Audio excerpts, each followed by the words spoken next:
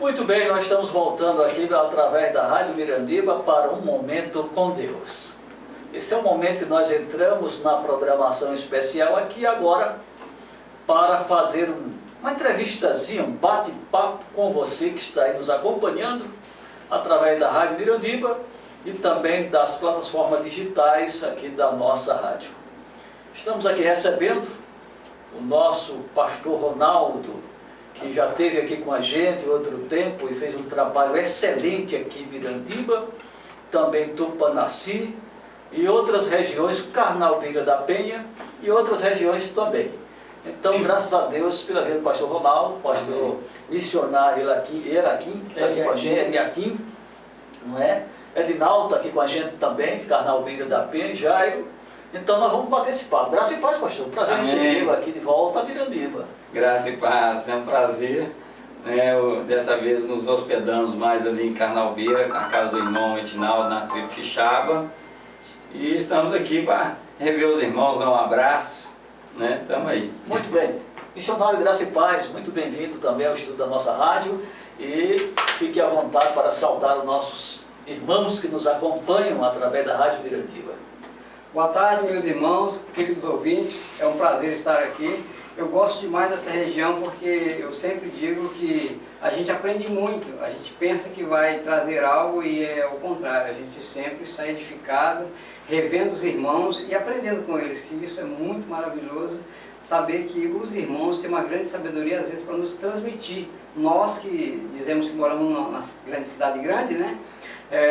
Através dessas viagens a gente costuma aprendendo muitas coisas, isso enriquece muito as nossas vidas. E também a gente chega na cidade e transfere essa experiência para os outros irmãos que não têm essa experiência, né? Então isso é muito edificante e é sempre um prazer estar aqui e conhecer a família do pastor, e o pastor que está nos recebendo é uma maravilha, né?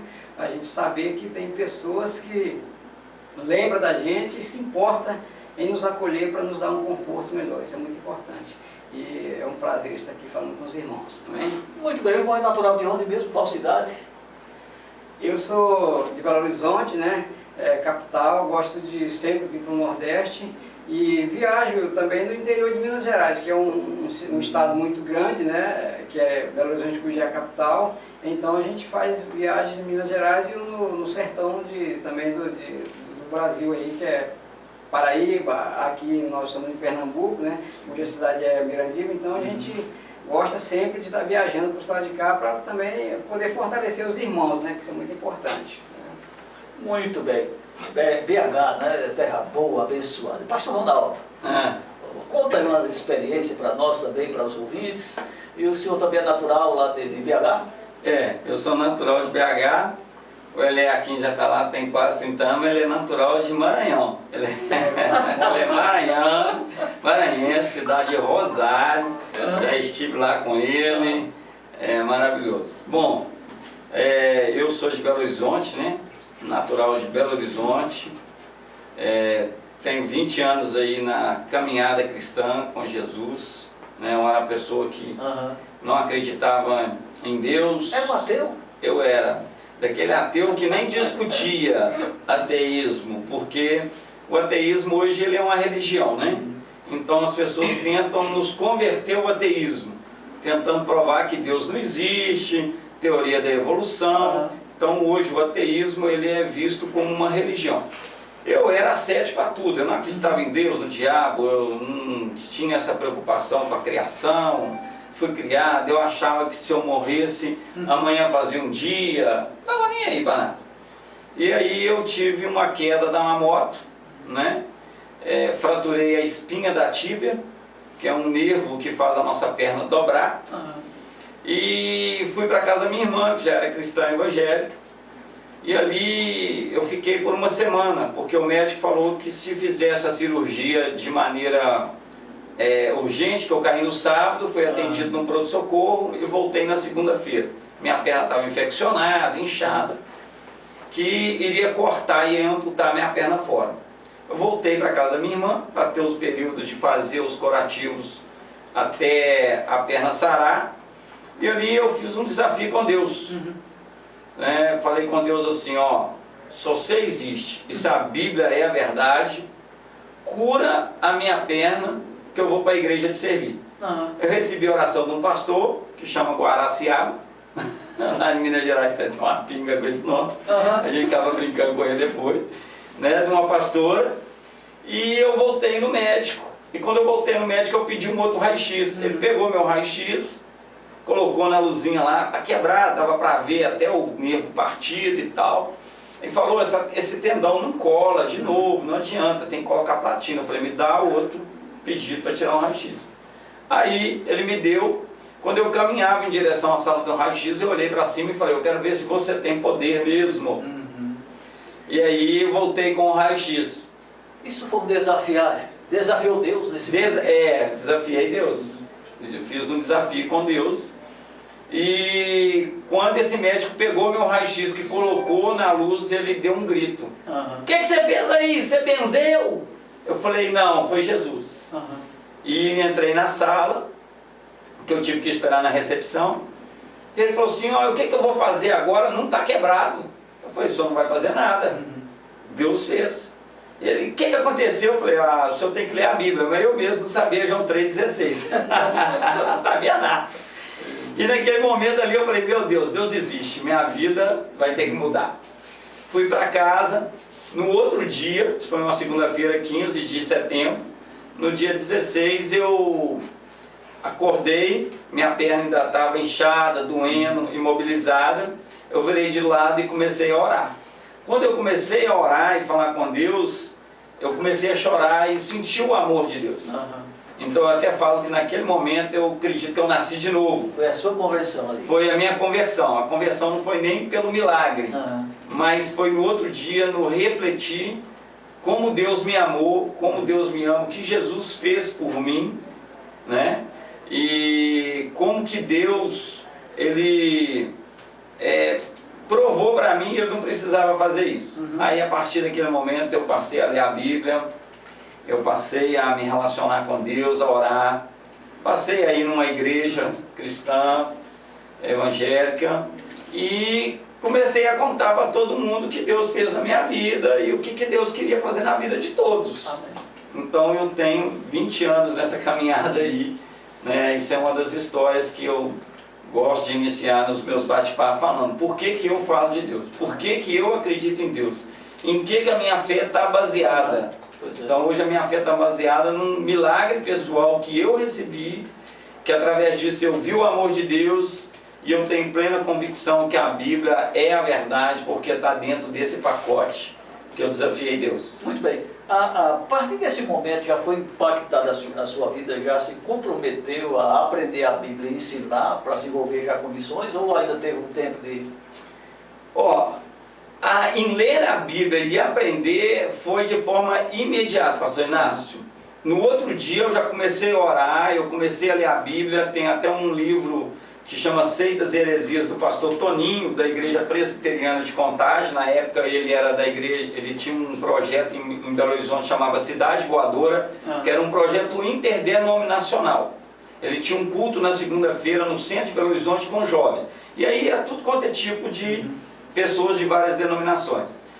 E agora, algumas coisas na minha vida foram mudando com o tempo. Um tratar de temperamento. Por exemplo, eu parei de beber 3 meses depois. Eu continuei bebendo ainda. Então eu bebia, aí eu parei de beber todos os dias, que eu bebia muito, e passei a beber final de semana.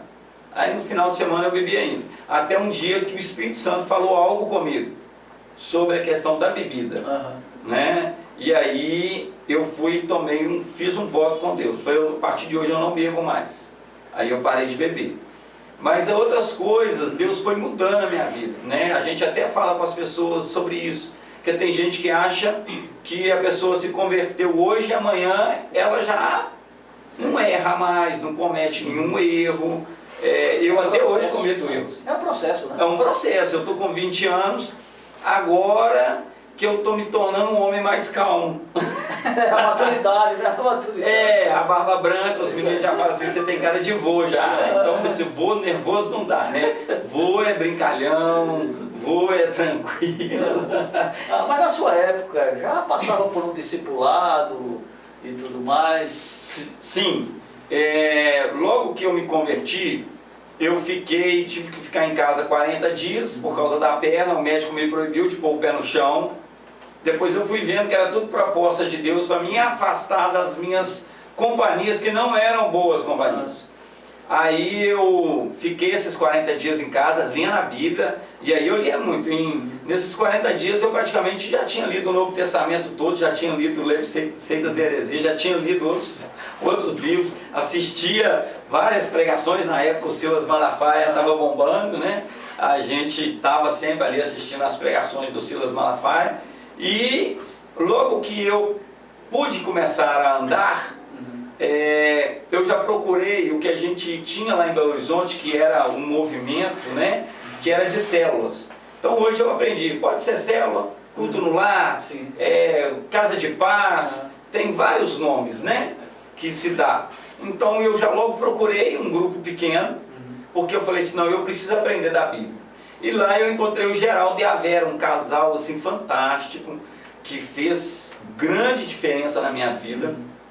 Me juntei para eles, eles até me adotaram como filho, minha família estava toda, minha irmã, logo depois disso, minha irmã foi embora para o exterior, e aí eles me adotaram como filhos, a Vera, né, me adotou como minha mãe ali, dia de aniversário eles faziam aniversário para mim, tal, e eles começaram a me discipular, e muitas coisas que eu fui aprendendo de caráter, de compromisso com Deus, valor da oração, a questão de ter uma vida com propósito, eu fui aprendendo com o Geraldo, aprendendo na célula. Depois eu tive outras pessoas que ao longo do tempo foram agregando na minha vida, né? Aí eu tive uma fase em 2011 muito difícil, aí eu fui para uma igreja menor, saí da igreja grande, fui para essa igreja menor e fiquei lá com um pastor, chama José Ademar, pastor Zé Ademar, né, Zé, e assim, um homem fantástico, nós somos amigos demais,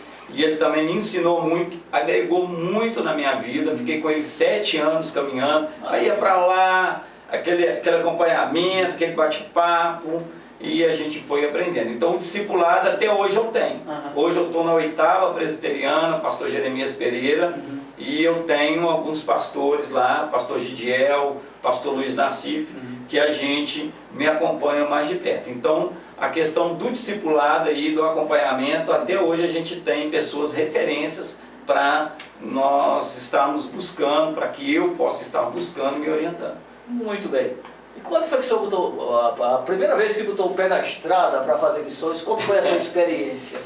Bom, foi o seguinte, eu era até muito neófito, e a Bíblia fala que tem que ter cuidado com isso. Hoje eu até falo assim que Deus realmente me cercou, porque quando eu converti, eu fui meio Paulo. Paulo logo no início a gente vai ver que ele arrumou tumulto, né?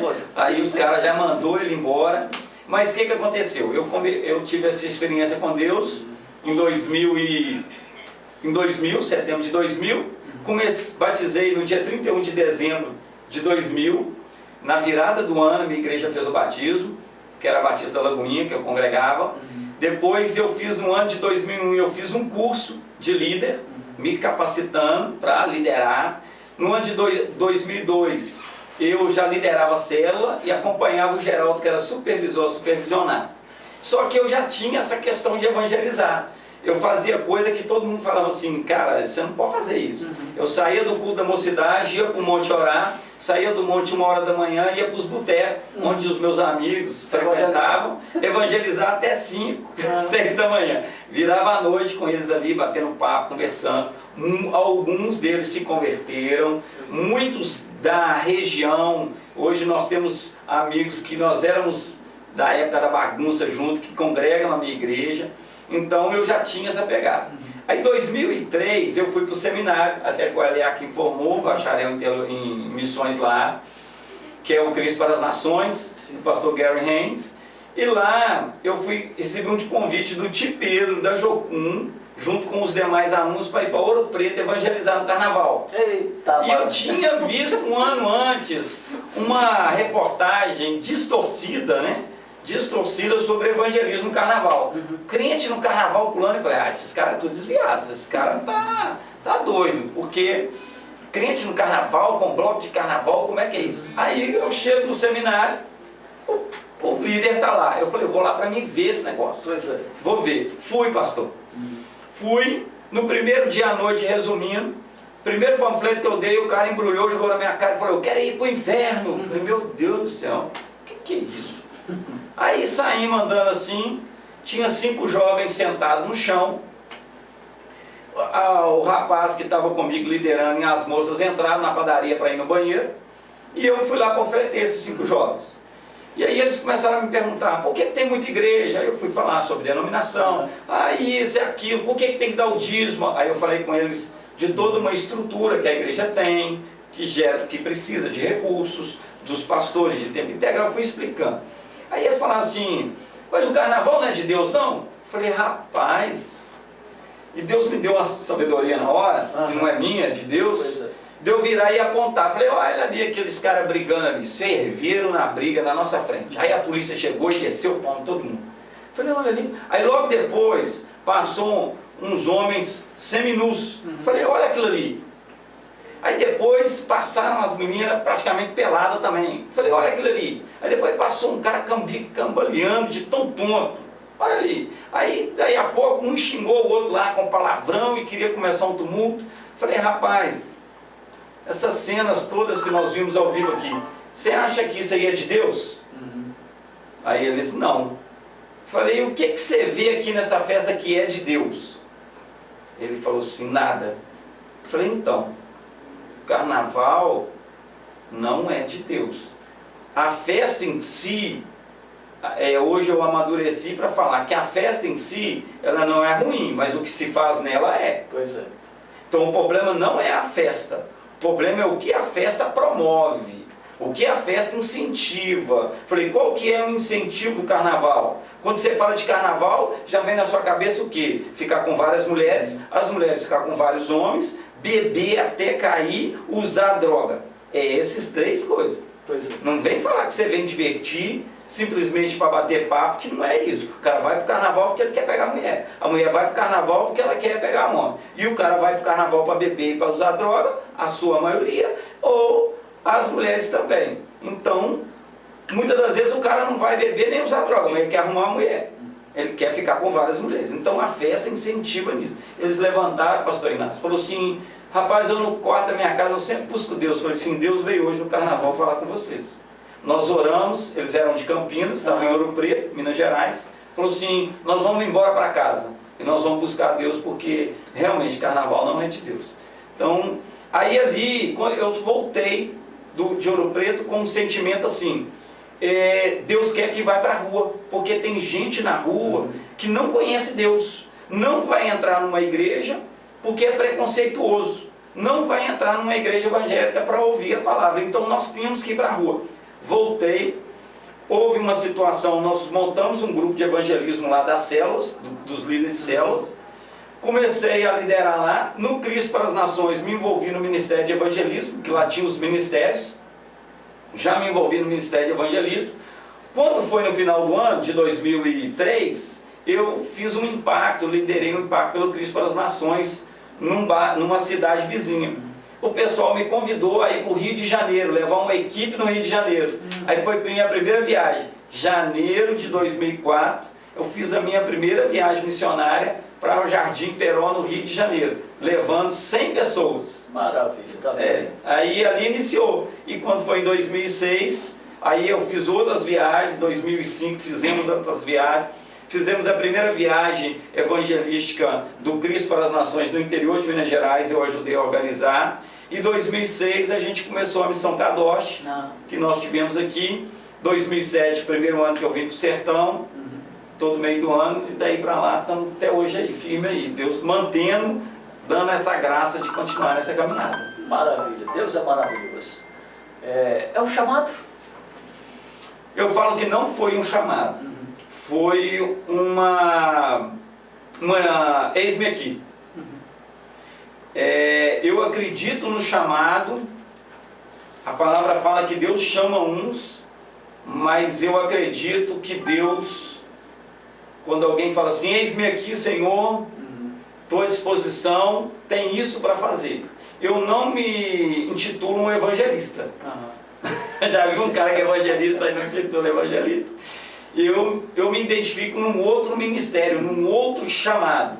Só que, como eu notei que havia essa brecha no corpo, que a igreja é o corpo de Cristo, eu me coloquei à disposição de fazer isso. Então, amo o que eu faço, Deus me deu o dom, me deu a capacitação, né? Deus me dá a graça, mas no primeiro chamado eu não entendo que, no primeiro momento eu não entendo que foi um chamado. Mas o Senhor, aí eu vou em Isaías, né? Sim. Tem uma necessidade, quem vamos enviar para esse povo? Senhor, estou aqui, sou um pecador, sou falho, mas se o Senhor quiser me levar, eu estou aí. Hoje eu acredito assim, que eu tenho o dom de evangelizar, Deus me deu, eu fui desenvolvendo, Deus me deu o dom de lidar com algumas questões interdenominacionais, com a igreja, com pastores, e Ele me deu nessa caminhada, mas no primeiro momento foi um eis-me aqui. Muito bem. Assim, o senhor pode contar um testemunho, poucas palavras assim, que marcou a sua vida, impactou, dessas caminhadas missionárias, ou aqui no sertão, em qualquer parte do país? Não. Até fora do país ou só no Brasil mesmo? Não, eu tive fora do país. Vou falar uma que eu tive na Itália. Né? Eu fui na Itália em 2003. Cheguei lá, meu sobrinho tinha acabado de fazer uma cirurgia no hospital e eu fui lá para o hospital visitar ele. E aí, assim que eu cheguei lá no quarto, tinha um outro rapaz, e o rapaz chamava Daniel. Esse rapaz tinha perdido parte desse dedo aqui, porque ele estava com um anel e na hora de jogar bola, ele pulou e agarrou na trave e arrancou o dedo dele. E ele estava muito triste. E eu cheguei, ele era um italiano, comecei a conversar com ele, e a minha irmã foi traduzindo, e eu, primeira coisa, eu pego um gancho de evangelizar. Eu nem tinha ainda viajado, foi logo depois que eu voltei do carnaval. Eu voltei do carnaval, foi em fevereiro, essa viagem foi em setembro de 2003. Aí, e lá não foi uma viagem missionária, eu fiz dela uma viagem missionária. Aí, esse jovem, eu comecei a falar de Daniel, da Bíblia, tal, e rindo, brincando. O rapaz estava muito triste, começou a brincar, a mãe dele começou a brincar, e ela falou assim, você sempre foi assim? Eu falei, não. Não, eu falei, não, eu nunca fui desse jeito, não. Tem só 3 anos. Exatamente. Só tem 3 anos que eu sou assim. Mas como assim? Só 3 anos? Você tem quantos anos? Eu falei, eu tenho 33. Mas só tem 3 anos que eu sou assim. Aí ela, como é que foi isso? Eu falei assim, ó. Aí eu dei meu testemunho. O que Deus fez na minha vida. A transformação, o milagre. E como que Deus estava mudando o meu temperamento, mudando as minhas atitudes, trabalhando em mim. Ela falou assim, eu quero que você vá na minha casa. E era numa outra cidade, chama Tirie, na Itália. Eu falei, vou. Aí fui lá, pastor. Uma semana depois, eu fiquei na Itália 25 dias. Fui lá, uma semana depois, e quando eu comecei a conversar com essa mulher, tinha 8 pessoas na casa, da família. Comecei a conversar com ela, eu falava em português, a minha irmã ia traduzir, ela falava assim, não precisa não, que eu estou entendendo. Aí ela falava em italiano, minha irmã ia traduzir, eu falei, não precisa falar não, que eu estou entendendo. E nós conversamos, eu em português, ela em italiano, ela me entendeu, eu entendia ela, as outras pessoas entenderam, todos os 8 aceitaram Jesus. Maravilha. Fui embora, o pastor da minha irmã, ela pediu para ir numa outra cidade, onde tinha 30 e poucas pessoas da família, o pastor foi lá, todos aceitaram Jesus. É maravilha, Deus é fiel. E nós tivemos uma experiência assim, fantástica, da questão do Espírito Santo ter traduzido, você falar em português, e aí é um fenômeno que a gente vê em Atos. Exatamente, eu estava lembrando aqui. Entendeu? Um fenômeno, na teologia eu esqueço o nome, mas existe até um nome para aquilo, né? Para aquele fato. Isso é umas, eu tive uma aqui também, Carrapateira, na Paraíba, fantástica. Nós levamos uma cesta básica na casa de um pessoal que não tinha nada. A primeira visita, a mulher da casa chegou com apenas 1 quilo de arroz e um pedaço de tutano, e falou assim, glória a Deus, consegui 1 quilo de arroz e um pedaço de tutano. A Tânia, quando eu fui buscar a equipe, A Tânia falou, Ronaldo, nós temos que voltar aqui urgente com uma cesta básica. Falei, Tânia, vamos fazer, nós trouxemos alimento, vamos levar. Levamos, só cheguei, deixei a cesta básica na sala, fui embora. No outro dia me chega lá o senhor da casa, o dono da casa, com a esposa, com a mão um pouco inchada, querendo me conhecer. E aí eu falei, o que aconteceu? A mulher falou assim, ele viu a cesta básica na sala, deu um soco na parede, falando assim, Jesus, o senhor entrou na minha casa hoje. Ele não sabia de nada. Ele não sabia de nada de quem havia levado a cesta básica. E eu fiquei assim impactado. Isso aconteceu em 2010, foi de 2010. Nós estivemos lá em 2007, depois voltamos em 2010. Foi em 2010 que como que Deus trabalhou para aquele homem ver Jesus numa cesta básica. Como que é isso? Como que veio no coração daquele homem que foi Jesus? E foi Jesus. Sim. E foi Jesus. Foi o servo. Jesus visitou aquela casa, né? Através da nossa vida, suprindo a necessidade daquele homem. E ali nós oramos com eles também confessaram a Jesus. Né? Na cidade de Carrapateira hoje tem uma igreja plantada lá pelo um pastor, pela Igreja Batista Brasileira. Está lá firme, é um ex-drogado da cidade, uma pessoa que vivia drogada, brigava com o pai, hoje tem um bom relacionamento familiar, casado, pastor, ajuda as pessoas. Então assim, foi também uma experiência muito marcante. Dezenas de outras. É maravilhoso isso aí. Qual o conselho que o senhor daria para aqueles que estão nos acompanhando ainda, que não experimentaram o poder do Evangelho do nosso Senhor e Salvador Jesus Cristo? Eu aconselho vocês a buscar isso, né? Se você está nos assistindo, porque Deus já tem uma proposta para a sua vida. E Jesus diz em Mateus 22 que nós erramos por não conhecer as Escrituras e nem o poder de Deus. No caso do texto, eram os fariseus sobre a ressurreição, os questionamentos. Mas nós erramos porque nós não conhecemos Deus. Nós dizemos que acreditamos em Deus, mas vivemos como se não acreditássemos. Então, para você experimentar Deus, é você ler a palavra dele e orar, e desafiar Deus num sentido de pedir a Ele que mude a sua vida. Você que está nos assistindo, que está agora angustiado, você que está com um problema que precisa ser solucionado, muitas das vezes esse problema está aí, tem uma solução, né? A solução talvez não é do jeito que você quer, mas é do jeito de Deus. Então, para você experimentar Deus, você precisa conhecer Deus. Conhecer Deus. E eu te dou esse conselho: leia a palavra do Senhor, se relacione com pessoas que dão bom testemunho, se busque ao Senhor e Ele vai se revelar a você. Não são poucos